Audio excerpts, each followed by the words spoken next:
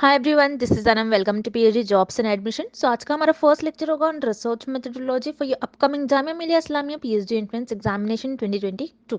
सो आज की इस वीडियो में मैंने मीनिंग ऑफ रिसर्च इस टॉपिक पर कुछ इंपॉर्टेंट एमसीक्यूज आपके साथ डिस्कस करा है। सो याद रखिएगा, जो जामिया मिलिया इस्लामिया का जो पीएचडी एंट्रेंस एग्जामिनेशन होता है उसमें जो आपको क्वेश्चन पूछे जाएंगे वो सिर्फ और सिर्फ इंग्लिश लैंग्वेज में पूछा जाएगा। आपको जो क्वेश्चन है वो हिंदी में नहीं पूछा जाएगा, याद रखिएगा। क्योंकि कई स्टूडेंट्स मुझे कमेंट में बोलते हैं कि मैम हिंदी में भी करवाइए। सो यहाँ पर इस यूनिवर्सिटी में आपको सिर्फ और सिर्फ इंग्लिश में ही क्वेश्चंस पूछे जाते हैं, लेकिन मैंने डिटेल में एक्सप्लेनेशन आपको हिंदी में बहुत सिंपल लैंग्वेज में बता रखा है। सो इसलिए आप इस वीडियो को एंड तक जरूर देख लीजिएगा। उसी के साथ साथ मैं आपको बता दूं, जामिया मिलिया इस्लामिया का जो पीएचडी एंट्रेंस एग्जामिनेशन है उसका पेपर पैटर्न कुछ इस तरीके से होता है कि आपका जो पेपर है ये दो पार्ट्स में डिवाइडेड होगा, paper 1 and paper 2। So paper 1 जो होता है उसके लिए हमने कंप्लीट कोर्स आपके लिए लॉन्च कर रखा है।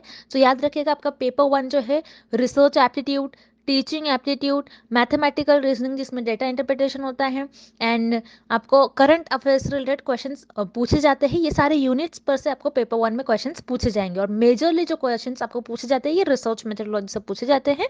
और मैं आपको बता दूं, हमारे इस पेपर 1 के कोर्स में हम आपको वीडियो लेक्चर्स प्रोवाइड करते हैं। वीडियो लेक्चर्स आपको MCQs plus theory video lectures भी देखने मिलेगा, जिससे कि आपके कॉन्सेप्ट्स क्लियर होते हैं। आपको पता लगता है कि किस तरीके से आपको एग्जाम में क्वेश्चंस को सॉल्व करना है, किस तरीके से आपको इनकरेक्ट ऑप्शंस को एलिमिनेट करना है। उसी तरीके से नोट्स नोट्स हमने बहुत सिंपल लैंग्वेज में बना रखा है। अगर आप इंटरनेट से रिफर करते हो तो वहाँ पर little bit difficult language use करी जाती है, जिससे कि आपको डिफिकल्ट होता है, आपको पढ़ने के लिए, आपको रीड करने के लिए जल्दी समझ में नहीं आता है। लेकिन नोट्स, हमारे जो नोट्स है ये बहुत सिंपल लैंग्वेज में, अगर आप इसे एक बार रीड करते हो तो आपके कॉन्सेप्ट्स क्लियर हो जाते हैं। देन मॉक टेस्ट भी आपको हर एक यूनिट पर मॉक टेस्ट देखने मिलेगा, जिससे कि आपकी प्रैक्टिस होती है। एंड फाइनली 3000 से भी ज़्यादा हमने आपके लिए एमसीक्यूज की रिवीजन पीडीएफ तैयार कर रखी है, जिसमें 3000 से भी ज़्यादा इंपॉर्टेंट एमसीक्यू है, जिससे कि आपकी रिवीजन होती है। सो इस तरीके से हम आपको पेपर 1 के लिए प्रिपेयर करवाते हैं। सो पेपर 1 की सारी गारंटी हमारी होगी और हम आपको पेपर 1 के लिए प्रिपेयर करवाएंगे। सो याद रखना, आपको पेपर 1 एंड पेपर 2 के लिए अलग से पास होना होता है। पेपर 1 में आपको अलग से 50% मार्क्स स्कोर करना होता है, पेपर 2 में अलग से। इसलिए आप जल्द से जल्द आपकी प्रिपरेशन को स्टार्ट कर दीजिए, और हमारे इस कोर्स के थ्रू आपकी बहुत अच्छी प्रिपरेशन होगी। और हमारे इस कोर्स को परचेस करने के लिए स्क्रीन पर जो आपको नंबर नजर आ रहा है, इस नंबर पर आपको मैं व्हाट्सएप के थ्रू कॉन्टैक्ट करना है। नॉर्मल कॉल इस नंबर पर नहीं लगेगा। और आप हमारे ऐप से भी रिसर्च जो आपका पेपर 1 है उसके लिए स्टडी मटेरियल को एक्सेस कर पाओगे। सो ऐप को एक्सेस करने के लिंक मैंने डिस्क्रिप्शन बॉक्स में आपके साथ शेयर कर दिए। So that's it, and let's begin with the video. So मैं आपको जल्दी से स्लाइड में बता दूं कि हमारे जो पीएचडी एंट्रेंस एग्जामिनेशन का जो आपका पेपर 1 होता है, तो उसके लिए हम आपको जो कोर्स प्रोवाइड कर रहे हैं उसमें आपको हम क्या क्या प्रोवाइड करेंगे, किस तरीके से आपको प्रिपेयर करना है। तो वीडियो लेक्चर्स हम आपको प्रोवाइड करते हैं। वीडियो लेक्चर्स आपको theory plus MCQs video lecture देखने मिलेगा। जैसे कि मैंने आपको बता दिया, पेपर 1 आपका सारे यूनिट्स आपके जैसे teaching aptitude, research aptitude, mathematical, reasoning and current affair, इससे आपको पेपर 1 में एमसीक्यूज पूछे जाते हैं, जिसमें हम आपको theory plus MCQs video lectures provide कर रहे हैं। थियोरी, पहले आपको थियोरी वीडियो लेक्चर्स देखना है, वहां से आपको सारे कॉन्सेप्ट्स क्लियर करना है। देन उसके बाद आपको एमसीक्यूज वीडियो लेक्चर देखना है, जिसमें हम आपको बताते हैं सारी स्ट्रेटेजीज कि किस तरीके से आपको इनकरेक्ट ऑप्शंस को एलिमिनेट करना है, किस तरीके से आपको एग्जाम में क्वेश्चंस को सॉल्व करना है। देन नोट्स नोट्स हमने बहुत सिंपल लैंग्वेज में डिजाइन कर रखा है। आप वीडियो लेक्चर्स देखते हो तो साइमल्टेनियसली आपको नोट्स भी रिफर करना है। और याद रखिएगा, कुछ इंपॉर्टेंट पॉइंट्स को मैंने नोट्स में हाईलाइट कर आपको बताया, जिससे कि आपकी प्रैक्टिस होती है, जिससे कि आपको कॉन्सेप्ट समझ में आते हैं। आपको उन पॉइंट्स को बहुत अच्छी तरीके से याद रखना है। देन मॉक टेस्ट, आपको सारे यूनिट्स पर मॉक टेस्ट देखने मिलेंगे, जिससे कि आपकी प्रैक्टिस होती है। And 3000 plus MCQ revision PDF, जो कि आपका रिवीजन का काम करती है। इसको आपको एग्जाम के 3 to 4 डेज पहले एक बार अच्छी तरीके से रीड कर लेना है इस पीडीएफ को। इस तरीके से आपको आपके पीएचडी एंट्रेंस एग्जामिनेशन में जो आपका पेपर 1 होता है उसके प्रिपरेशंस को करना है। तो याद रखिएगा, हमारे इस कोर्स को परचेस करने के लिए स्क्रीन पर जो आपको नंबर नजर आ रहा है इस पर आपको हमें व्हाट्सएप के थ्रू कॉन्टैक्ट करना है। नॉर्मल कॉल इस नंबर पर नहीं लगेगा। और आप हमारे ऐप के थ्रू भी स्टडी मटेरियल को एक्सेस कर सकते हो। ऐप को एक्सेस करने की लिंक मैंने आपके साथ डिस्क्रिप्शन बॉक्स में प्रोवाइड कर रखी है, जिससे कि आप 1 क्लिक में ही हमारे ऐप के थ्रू स्टडी मटेरियल को एक्सेस कर पाओगे। इस तरीके से हमारा लोगो है, ये हमारे ऐप का लोगो है। इसी ऐप पर जाकर आपको स्टडी मटेरियल एक्सेस करना है for Jamia Millia Islamia PhD entrance examination. So that's it, and let's begin with the MCQs. First question, the best meaning of research is. इस क्वेश्चन में हमें रिसर्च की डेफिनेशन फाइंड आउट करनी है। जैसे कि हम रिसर्च मेथोडोलॉजी पढ़ रहे हैं, सो हमें रिसर्च की डेफिनेशन क्या होती है ये पता होनी चाहिए। ओके, अब हम ऑप्शंस देखते हैं। पहले हम ऑप्शन सी देखेंगे, search for universal truths of life. इसे हम कहते हैं स्पिरिचुअलिटी। अब स्पिरिचुअलिटी होता क्या है? जैसे ऐसे questions, where we will go after we die, why have we come to the world, हम इस दुनिया में क्यों आए हैं, उसे हम कहते हैं स्पिरिचुअलिटी। अब स्पिरिचुअलिटी रिसर्च नहीं होती है, दैट्स वाई यहाँ पर आपका ऑप्शन सी इनकरेक्ट हो जाएगा। देन आपको ऑप्शन बी गिवन है, arriving at generalisations based on observe data. इस स्टेटमेंट को हम कहते हैं डेटा एनालिसिस। तो डेटा एनालिसिस ये आपके रिसर्च प्रोसेस का एक पार्ट होता है। ओके अब रिसर्च प्रोसेस क्या होता है, जिसमें आप फर्स्ट स्टेप में डेटा को कलेक्ट करते हो, देन उस डेटा को एनालाइज करते हो, ऑब्जर्व करते हो, और आपके ऑब्जर्वेशंस पर बेस्ड और आपके एनालिसिस पर बेस्ड आप कुछ कंक्लूजन देते हो। बट यहाँ पर आपको ऑप्शन बी जो गिवन है, this is a part of research process, ये रिसर्च की डेफिनेशन नहीं होगी, दैट्स वाई यहाँ पर आपको ऑप्शन बी भी इनकरेक्ट हो जाएगा। देन आपको ऑप्शन ए गिवन है, adoption of scientific method for creation and application of knowledge। तो यहाँ पर साइंटिफिक वर्ड बहुत इंपॉर्टेंट है कि आपकी जो रिसर्च होती है, आपको रिसर्च में साइंटिफिक मेथड्स यूज करने चाहिए, आपकी रिसर्च साइंटिफिक वे में आपको परफॉर्म करनी चाहिए। देन इसी सेंटेंस का नेक्स्ट पार्ट है creation and application of knowledge. So आप क्या करते हो रिसर्च में, न्यू नॉलेज क्रिएट करते हो, न्यू थ्योरी क्रिएट करते हो, और उसी नॉलेज का यूज करते हो और कोई प्रैक्टिकल लाइफ में उस प्रॉब्लम को सॉल्व करते हो। ओके जैसे फॉर एग्जाम्पल कोविड डिसीज के अगेन रिसर्चर ने वैक्सीन डेवलप किया। ओके तो रिसर्चर ने क्या किया, कोविड डिजीज के अगेंस्ट न्यू नॉलेज पहले डेवलप करी होंगी, न्यू नॉलेज दिया होगा, न्यू थ्योरी डेवलप करी होंगी, उसी नॉलेज का यूज कर इस वैक्सीन को फॉर्म किया होगा, इस वैक्सीन को बनाया होगा। तो रिसर्चर ने क्या किया, यहाँ पर पहले नॉलेज क्रिएट करा और उसी नॉलेज का यूज कर इस प्रैक्टिकल प्रॉब्लम को सॉल्व किया। सो रिसर्च आपकी साइंटिफिक होनी चाहिए और रिसर्च में हम न्यू नॉलेज और उस नॉलेज का यूज कर हम कुछ प्रैक्टिकल लाइफ में उस प्रॉब्लम को सॉल्व करते हैं। तो ये आपकी हो जाएंगी द डेफिनेशन ऑफ रिसर्च। अब रिसर्च में आपको 3 वर्ड्स याद रखने हैं from exam point of view, this 3 words are very important. First point is आपकी रिसर्च साइंटिफिक होनी चाहिए। देन सेकेंड, आपकी जो रिसर्च होती है वो सिस्टमैटिक होनी चाहिए, मीन्स आपको आपकी रिसर्च में कुछ स्टेप्स, कुछ प्रोसेस फॉलो करना होता है, आप रैंडमली कोई भी स्टेप को परफॉर्म नहीं कर सकते हो। तो आपकी रिसर्च सिस्टमैटिक होनी चाहिए। Then third is objective, means आपकी रिसर्च का एम क्या है, आप रिसर्च क्यों करना चाहते हो, गोल क्या है रिसर्च का। ओके इसलिए आप ऑब्जेक्टिव परफॉर्म, आपकी रिसर्च क्या होनी चाहिए, आपको आपकी रिसर्च का ऑब्जेक्टिव पता होना चाहिए कि एम क्या है। अगर आप जो आप रिसर्च कर रहे हो, उस रिसर्च से जो रिजल्ट्स आ रहे हैं वो रिजल्ट्स क्या कोई प्रैक्टिकल लाइफ में हम अप्लाई कर सकते हैं, क्या लोगों के लिए वो बेनिफिशियल है, इसलिए हम रिसर्च हमारी ऑब्जेक्टिव वे में होनी चाहिए। First is scientific and the second word is systematic and third is objective. अगर आपको एग्जाम में ऐसे वर्ड्स में से कोई एक वर्ड दिखता है डेफिनेशन ऑफ रिसर्च में, दैट मीन्स वो आपकी डेफिनेशन हो जाएगी। दैट्स वाई यहाँ पर आपका करेक्ट ऑप्शन हो जाएगा option A, adoption of scientific method for creation and application of knowledge. Next question, Which one of the following statements is not correct? इस क्वेश्चन में हमें फाइंड आउट करना है कि कौन सा स्टेटमेंट करेक्ट नहीं है अबाउट रिसर्च। ओके अब हम ऑप्शंस देखते हैं। Option A, any person can do research. तो यहाँ पर आपका ऑप्शन ए करेक्ट हो जाएगा, बिकॉज कोई भी रिसर्च परफॉर्म कर सकता है, चाहे वो डॉक्टर हो, टीचर हो, इंजीनियर हो, स्टूडेंट्स हो, कोई भी रिसर्च को परफॉर्म कर सकता है।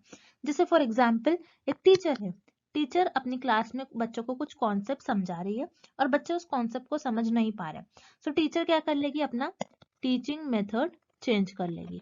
Okay teaching method teacher change कर लेगी जिससे बच्चे उस कॉन्सेप्ट को इजीली अंडरस्टैंड कर पाए। तो टीचर ने यहाँ पर क्या किया, टीचर ने रिसर्च परफॉर्म किया। ओके सो ये भी एक टाइप का रिसर्च हो गया। So any person can do research, this is correct about research. Then आपको ऑप्शन बी गिवन है, रिसर्च में बी विदाउट हाइपोथेसिस। सो इस स्टेटमेंट में आपके लिए एक न्यू वर्ड है हाइपोथेसिस। हाइपोथेसिस होता क्या है, हाइपोथेसिस ये एक टेंटेटिव स्टेटमेंट होता है जो रिसर्चर के अजम्पशंस और गेसेस पर बेस्ड होता है, और इसी अजम्पशन और इसी गेसेस को रिसर्चर अपने रिसर्च में टेस्ट करते हैं। जैसे फॉर एग्जांपल एक ड्रग है और रिसर्चर को ये देखना है कि ये पर्टिकुलर ड्रग इस पर्टिकुलर डिसीज को क्योर कर रहा है या नहीं। सो रिसर्चर का एजम्पशन क्या होगा इस केस में कि हो सकता है शायद ये ड्रग इस डिसीज को क्योर करे।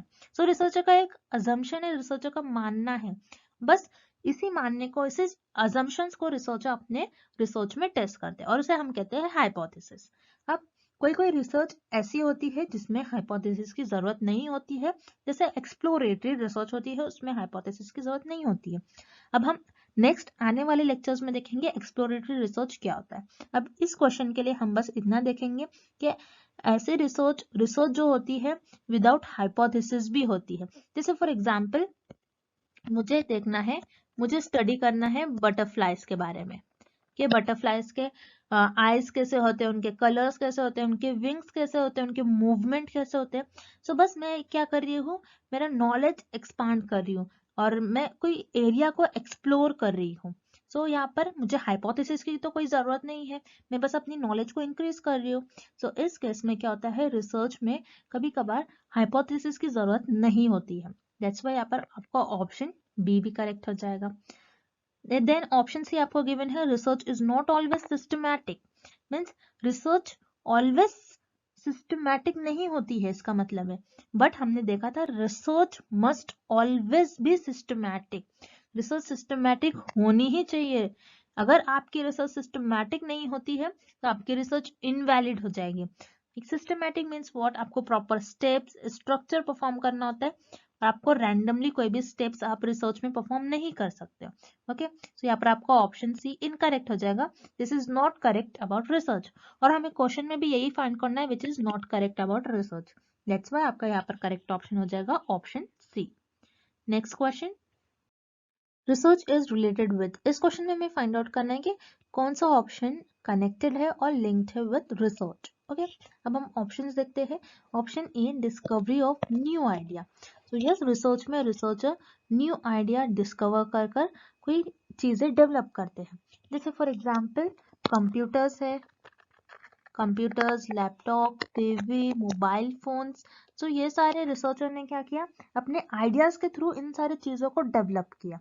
दैट्स वाई यहाँ पर आपका ऑप्शन ए करेक्ट हो जाएगा, research is related with discovery of new idea. Then आपको ऑप्शन बी गिवन है, solution of a problem. Yes, research में रिसर्च हमें हेल्प करता है कोई भी प्रॉब्लम का सोल्यूशन फाइंड आउट करने में। जैसे हमारे लिए एक बड़ी प्रॉब्लम थी जो कि है आपकी कोविड-19 डिसीज। कोविड-19 के अगेंस्ट रिसर्चर ने वैक्सीन डेवलप किया। ओके, सो ये एक प्रॉब्लम थी और उस प्रॉब्लम का रिसर्चर ने वैक्सीन डेवलप कर उस प्रॉब्लम का सोल्यूशन फाइंड आउट किया।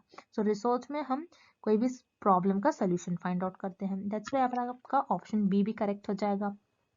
देन ऑप्शन सी आपको गिवन है, investigation of a problem. Yes, यहाँ पर आपका ऑप्शन सी भी करेक्ट हो जाएगा, बिकॉज रिसर्च में हम कोई भी प्रॉब्लम को इन्वेस्टिगेट करते हैं, मीन्स उस प्रॉब्लम को एग्जामिन करते हैं, उस प्रॉब्लम को और डीप में जानते हैं। ओके, सो यहाँ पर आपका ऑप्शन सी भी करेक्ट हो जाएगा। So here correct option is option D, all the above, because आपका ऑप्शन ए, बी और सी तीनों भी ऑप्शन करेक्ट है। Moving on to the next question, what is the purpose of doing research. इस question में हमें find out करना है कि हम रिसर्च क्यों करते हैं, हमारा एम क्या होता है रिसर्च को परफॉर्म करने का। ओके, सो हम रिसर्च इसीलिए परफॉर्म करते हैं ताकि हम कोई प्रॉब्लम को आइडेंटिफाई कर सकें। अब यहाँ पर आपका ऑप्शन ए करेक्ट हो जाएगा, टू आइडेंटिफाइंग द प्रॉब्लम। अब रिसर्च में प्रॉब्लम को आइडेंटिफाई कैसे करते हैं कि एग्जाम्पल के थ्रू हम समझते हैं। मान लीजिए कोई पर्सन है और वो पर्सन सिक है, वो पर्सन बीमार है, उस पर्सन को कोई डिसीज हुई है। तो ये डिसीज जो हुई इस पर्सन को, ये एक न्यू डिसीज है। तो रिसर्चर क्या करेंगे या फिर डॉक्टर क्या करेंगे, उस डिसीज को पहले आइडेंटिफाई करेंगे कि वो डिसीज है क्या। देन आपको ऑप्शन बी गिवन है, to find the solution. Yes, यहाँ पर आपका ऑप्शन बी भी करेक्ट है, क्योंकि रिसर्च इसीलिए की जाती है कि कोई प्रॉब्लम का सोल्यूशन फाइंड आउट कर सके। जैसे यहाँ पर आपने देखा एक पर्सन था और उस पर्सन को कोई डिसीज हुई है और वो डिसीज न्यू है, तो रिसर्चर उस डिसीज को पहले आइडेंटिफाई करेंगे। अब डिसीज को आइडेंटिफाई करने के बाद उसी डिसीज के अगेंस्ट रिसर्चर ड्रग डेवलप करेंगे और यू कैन से डॉक्टर्स उस डिसीज के अगेंस्ट ड्रग या फिर कुछ ट्रीटमेंट देंगे। तो यहाँ पर रिसर्चर ने और यू कैन से डॉक्टर्स ने क्या किया, इस प्रॉब्लम का सोल्यूशन फाइंड आउट किया।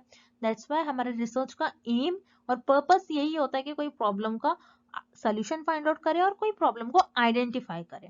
दैट्स व्हाई यहाँ पर आपका करेक्ट ऑप्शन हो जाएगा option C, both A and B are the purpose of doing research. अब हम नेक्स्ट क्वेश्चन देखते हैं, व्हाट इज रिसर्च। इस क्वेश्चन में हमें रिसर्च की डेफिनेशन फाइंड आउट करनी है।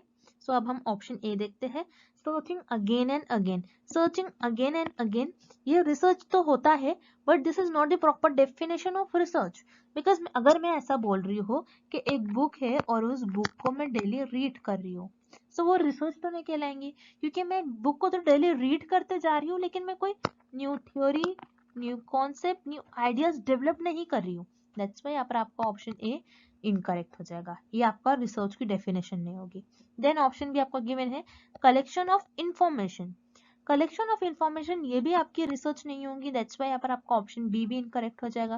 बिकॉज अगर मैं ऐसा कर रही हूँ कि मैं इंटरनेट के थ्रू कुछ इंफॉर्मेशन ले रही हूँ और उस इंफॉर्मेशन को कलेक्ट कर कर रख रही हूँ, तो ये रिसर्च हो गई क्या। मैं कोई पीडीएफ उठा रही हूँ और उस पीडीएफ को अपने पास कलेक्ट करके रख रही हूँ, या फिर कोई इंफॉर्मेशन कोई सोर्सेस से कोई बुक लेकर आ रही हूँ, मैं अपने पास रख रही हूँ। कोई इंफॉर्मेशन को अगर मैं कलेक्ट कर रही हूँ तो उसे हम रिसर्च नहीं कहते हैं। दैट्स वाई यहाँ पर आपका ऑप्शन बी इनकरेक्ट हो जाएगा। Then option C, working in a scientific way to search for truth of any problem. So yes, यहाँ पर आपका option B correct, C correct हो जाएगा। क्योंकि देख रहे हो जैसे आप इस सेंटेंस में और इस डेफिनेशन में आपको एक वर्ड आ गया है साइंटिफिक। तो मैंने आपसे जैसा फर्स्ट क्वेश्चन में भी कहा था कि scientific word is very important, कि अगर आप आपकी डेफिनेशन में जब भी साइंटिफिक या फिर ऑब्जेक्टिव या फिर सिस्टमैटिक ये वर्ड्स देखते हो तो वो आपकी रिसर्च की डेफिनेशन हो जाएगी। सो हम रिसर्च को साइंटिफिक वे में परफॉर्म करते हैं, कोई भी प्रॉब्लम को फाइंड करने में, कोई भी प्रॉब्लम का सॉल्यूशंस फाइंड आउट करने में। सो दैट्स व्हाई यहाँ पर आपका ऑप्शन सी करेक्ट हो जाएगा। This is the definition of research, working in a scientific way to search for truth of any problem. Okay, next question, research refers to. इस question में हमें find out करना है कि हम किस ऑप्शंस पर रिसर्च परफॉर्म कर सकते हैं। सो यहाँ पर आपको ऑप्शन ए गिवन है, रूटीन एक्टिविटी। रूटीन एक्टिविटी जो आप डेली परफॉर्म करते हो उसे हम कहते हैं रूटीन एक्टिविटी। जैसे आप डेली कॉलेज जा रहे हो, डेली स्कूल जा रहे हो, आप डेली बात ले रहे हो, आप डेली लंच कर रहे हो, आप डेली डिनर कर रहे हो। सो ये रूटीन एक्टिविटी हो गया। रूटीन एक्टिविटी पर आप रिसर्च परफॉर्म नहीं कर सकते हो। दैट्स वाई यहाँ पर आपका ऑप्शन ए इनकरेक्ट हो जाएगा। Then option B, annual activity. Annual activity means what, आप जो ईयरली करते हो या फिर ईयर में एक बार करते हो उसे हम कहते हैं एनुअल एक्टिविटी। एनुअल एक्टिविटी पर भी आप रिसर्च परफॉर्म नहीं कर सकते। दैट्स व्हाई यहाँ पर आपका ऑप्शन बी भी इनकरेक्ट हो जाएगा। Then option C, occasional activity. Occasional activity means आप जो समटाइम्स करते हो, वो कभी कभार आप, समटाइम्स और यू कैन से आप कभी कभार करते हो, उसे हम कहते हैं ओकेजनल एक्टिविटी। इस पर भी आप रिसर्च परफॉर्म नहीं कर सकते हो। दैट्स व्हाई यहाँ पर आपका ऑप्शन सी इनकरेक्ट हो जाएगा। Then option D, fact finding activity. Yes, आप यहाँ पर आपका ऑप्शन डी करेक्ट हो जाएगा, बिकॉज फैक्ट फाइंडिंग एक्टिविटी पर आप रिसर्च परफॉर्म कर सकते हो। अब फैक्ट्स क्या होते हैं, जैसे ऐसे टाइप के question, why sky is blue, sky blue क्यों है, why earth is round, earth round क्यों है। तो ये जो फैक्ट फाइंडिंग क्वेश्चंस है, फैक्ट फाइंडिंग एक्टिविटीज है, इन पर हम रिसर्च परफॉर्म कर सकते हैं ये देखने के लिए कि सच में अर्थ राउंड है या सच में स्काई ब्लू है। तो ये आपके फैक्ट्स हो गए। सो हम फैक्ट फाइंडिंग एक्टिविटीज पर रिसर्च परफॉर्म कर सकते हैं। दैट्स व्हाई यहाँ पर आपका करेक्ट ऑप्शन हो जाएगा ऑप्शन डी। नेक्स्ट क्वेश्चन देखते हैं अब हम, how would you define the research process. इस क्वेश्चन में हमें रिसर्च प्रोसेस की डेफिनेशन फाइंड आउट करनी है। सो अब हम ऑप्शंस देखते हैं। Option A, a method of collecting research data. So statement को हम कहते हैं डेटा कलेक्शन।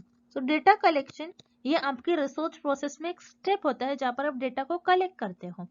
सो ये आपके रिसर्च प्रोसेस की डेफिनेशन नहीं होगी, this is the part of research process. That's why यहाँ पर आपका ऑप्शन ए इनकरेक्ट हो जाएगा। देन हम ऑप्शन सी देखेंगे, a method of presenting research results. तो रिसर्च रिजल्ट्स आप कब प्रेजेंट करते हो, रिसर्च प्रोसेस के लास्ट स्टेप में। This is the last step of research process, और ये भी आपके रिसर्च प्रोसेस का एक पार्ट होती है, ये आपके रिसर्च प्रोसेस की डेफिनेशन नहीं होंगी। दैट्स व्हाई यहाँ पर आपका ऑप्शन सी भी इनकरेक्ट हो जाएगा। Then option B, the stages और steps the researcher follows in carrying out the research project. तो यहाँ पर आपका ऑप्शन बी करेक्ट हो जाएगा, और this is the definition of research process. तो रिसर्च प्रोसेस की डेफिनेशन ये होती है जिसमें आप कुछ स्टेप्स परफॉर्म करते हो और उन स्टेप्स को परफॉर्म कर कर आप आपके रिसर्च का कुछ रिजल्ट्स फाइंड आउट करते हो और रिसर्च को आगे बढ़ाते हो। So this is the correct definition of research process. अब रिसर्च प्रोसेस के कुछ स्टेप्स ऐसे होते हैं कि फर्स्ट स्टेप में आप प्रॉब्लम को डिफाइन करते हो, देन नेक्स्ट स्टेप में आप डेटा कलेक्ट करते हो, देन उस डेटा को एनालाइज करते हो, एनालाइज करने के बाद उस डेटा पर कंक्लूजन्स निकालते हो और कंक्लूजन से रिजल्ट्स निकालते हो। तो हम रिसर्च प्रोसेस की करेक्ट डेफिनेशन बोलेंगे इन सारे स्टेप्स को, जहाँ पे हम स्टेप्स परफॉर्म कर कर कुछ रिजल्ट फाइंड आउट करते हैं हमारी रिसर्च के, ना कि कोई एक पर्टिकुलर स्टेजेस को हम रिसर्च प्रोसेस कहेंगे। ओके, दैट्स व्हाई यहाँ पर आपका करेक्ट ऑप्शन हो जाएगा ऑप्शन बी, द स्टेजेस और the steps the researcher follows in carrying out research project. Next, what is a pilot study? इस क्वेश्चन में हमें फाइंड आउट करना है कि पायलट स्टडी होती क्या है। सो पायलट स्टडी में पायलट्स एंड एयरप्लेन्स इन्वॉल्व नहीं होते हैं, दैट्स व्हाई यहाँ पर आपका ऑप्शन बी और सी इनकरेक्ट हो जाएगा। Then here option A, a small scale preliminary study. Yes, pilot study वो होती है जो रिसर्चर पहले एक स्मॉल स्केल पर करते हैं, अगर वो स्टडी सक्सेसफुल होती है तो उसे एक लार्ज एरिया पर, एक बड़े एरिया में रिसर्चर लॉन्च करते हैं। जैसे फॉर एग्जाम्पल गवर्नमेंट ने mid day meal program launch करा है। So mid day meal program क्या होता है कि कोई स्मॉल डिस्ट्रिक्ट में गवर्नमेंट कुछ स्कूल्स में बच्चों को खाना प्रोवाइड करते हैं, ये देखने के लिए कि बच्चे स्कूल में आ रहे या फिर नहीं, कि उनका एनरोलमेंट बढ़ रहा है नहीं। सो यहाँ पर गवर्नमेंट ने मिड डे मील प्रोग्राम किया है। सो गवर्नमेंट ने मिड डे मील प्रोग्राम किया तो एक स्मॉल डिस्ट्रिक्ट में ही पहले government mid day meal program launch करेंगे, ये देखने के लिए कि बच्चों का एनरोलमेंट बढ़ रहा है या फिर नहीं। अगर बच्चों का एनरोलमेंट बढ़ रहा है, अगर ये प्रोग्राम सक्सेसफुल होता है, सो गवर्नमेंट क्या करेंगे, इसी प्रोग्राम को हर एक सिटी में लॉन्च करेंगे। सो इसे हम कहते हैं पायलट स्टडी। तो यहाँ पर आपका करेक्ट ऑप्शन हो जाएगा option A, a small scale preliminary study. Okay, next, which of the following options are the main task of research? इस क्वेश्चन में हमें फाइंड आउट करना है कि रिसर्च के मेन टास्क क्या होते हैं। तो अब हम ऑप्शन देखते हैं। Option A, to learn new things. तो यहाँ पर आपका ऑप्शन ए करेक्ट हो जाएगा, बिकॉज रिसर्च का एम ही होता है कि हम कुछ new theory, new concept, new ideas को डेवलप करें। सो उसके थ्रू हम कुछ ना कुछ न्यू नॉलेज सीखते रहते हैं। सो यहाँ पर आपका ऑप्शन ए करेक्ट हो जाएगा। Then option B, research gives you the latest information. So यहाँ पर आपका ऑप्शन बी भी करेक्ट हो जाएगा, बिकॉज जैसा हम देखते हैं कंप्यूटर्स में न्यू न्यू लैंग्वेजेस आते हैं, मोबाइल्स में कुछ प्रोग्राम्स आते हैं, कुछ एप्स आते हैं। तो जब भी कोई न्यू थिंग्स डेवलप होती है, सो उसके थ्रू रिसर्च या फिर हम लोग कुछ ना कुछ न्यू इंफॉर्मेशन, लेटेस्ट इंफॉर्मेशन सीखते रहते हैं। So research give us the latest information, ये भी करेक्ट हो जाएगा। Then option C, research helps with solving the problem. तो यहाँ पर आपका ऑप्शन सी भी करेक्ट हो जाएगा, बिकॉज रिसर्च में हम कोई प्रॉब्लम को सॉल्व करते हैं। जैसे फॉर एग्जांपल कोई डिसीज है, कोई पर्टिकुलर डिसीज है, कोई न्यू डिसीज है, उस डिसीज के अगेंस्ट रिसर्चर को ड्रग फॉर्म अप करना रहता है या फिर you can say vaccine form करना रहता है। So this is nothing but problem. So research का मेन टास्क यही होता है कि कोई प्रॉब्लम को सॉल्व करे। तो यहाँ पर आपका तीनों भी ऑप्शंस करेक्ट हो जाएंगे, बिकॉज रिसर्च का मेन टास्क होता है कि कुछ ना कुछ न्यू थिंग हम सीखते रहते हैं, कुछ लेटेस्ट इंफॉर्मेशन हम गेन करते रहते हैं और कोई प्रॉब्लम को सॉल्व करते हैं। दैट्स व्हाई यहाँ पर आपका करेक्ट ऑप्शन हो जाएगा option D, all the above. Moving on to the next question, how to जज the depth of any research? इस क्वेश्चन में हमें फाइंड आउट करना है हम किसी भी रिसर्च की इंपॉर्टेंस, किसी भी रिसर्च की डेप्थ को कैसे जज कर सकते हैं। सो यहाँ पर आपको ऑप्शन ए गिवन है, बाय रिसर्च टाइटल। क्या हम किसी भी रिसर्च की टाइटल से उस रिसर्च को जज कर सकते हैं? नहीं, बिकॉज जैसे फॉर एग्जाम्पल मेरे पास एक टाइटल है, स्टडी ऑन वायरसेस। तो इस टाइटल से कि मैं उस रिसर्च को जज कर सकती हूँ कि वो रिसर्च अच्छी है या फिर नहीं है? No, it's not possible. क्या हम सिर्फ टाइटल को ही देख के किसी भी रिसर्च को जज नहीं कर सकते हैं। देन यहाँ पर आपका ऑप्शन बी गिवन है, बाय रिसर्च ड्यूरेशन। मीन्स उस पर्टिकुलर रिसर्च को कितना टाइम लगा है। किसी रिसर्च को कंप्लीट होने में 2 वीक्स लगते हैं, किसी रिसर्च को कंप्लीट होने में 2 इयर्स लगते हैं, 1 ईयर लगता है, 6 मंथ लगता है। तो हम किसी भी रिसर्च की डेप्थ को उसके ड्यूरेशन के अकॉर्डिंग जज नहीं कर सकते। दैट्स व्हाई यहाँ पर आपका ऑप्शन बी भी इनकरेक्ट हो जाएगा। देन हम ऑप्शन डी देखते हैं, by total expenditure on research. यहाँ पर आपका ऑप्शन डी भी इनकरेक्ट हो जाएगा, बिकॉज हम किसी भी रिसर्च के डेप्थ को इसलिए नहीं जज कर सकते कि उसमें कितना पैसा खर्च हो गया है, उसमें कितना मनी स्पेंड है। अगर कोई रिसर्च में ज्यादा मनी स्पेंड है दैट मीन्स वो रिसर्च अच्छी है, ऐसा हम नहीं कह सकते हैं। दैट्स वाई यहाँ पर आपको ऑप्शन डी भी इनकरेक्ट हो जाएगा। Then option C by research objectives, तो यहाँ पर आपका ऑप्शन सी करेक्ट हो जाएगा, बिकॉज हम किसी भी रिसर्च के डेप्थ को जज कर सकते हैं बाय इट्स ऑब्जेक्टिव, के उस रिसर्च का गोल क्या है, उस रिसर्च का गोल क्या है, उस रिसर्च का एम क्या है, वो रिसर्च क्यों की गई है, क्या उस रिसर्च के करने के बाद उस रिसर्च के जो रिजल्ट्स आ रहे हैं वो सोसाइटी के लिए बेनिफिशियल है या नहीं। सो इससे हम रिसर्च की डेप्थ को जज कर सकते हैं। दैट्स वाई यहाँ पर आपका ऑप्शन सी करेक्ट हो जाएगा, bye research objectives. So student, this is all about the meaning of research. I hope the definition of or the meaning of research is clear to everyone, and thank you for watching this video.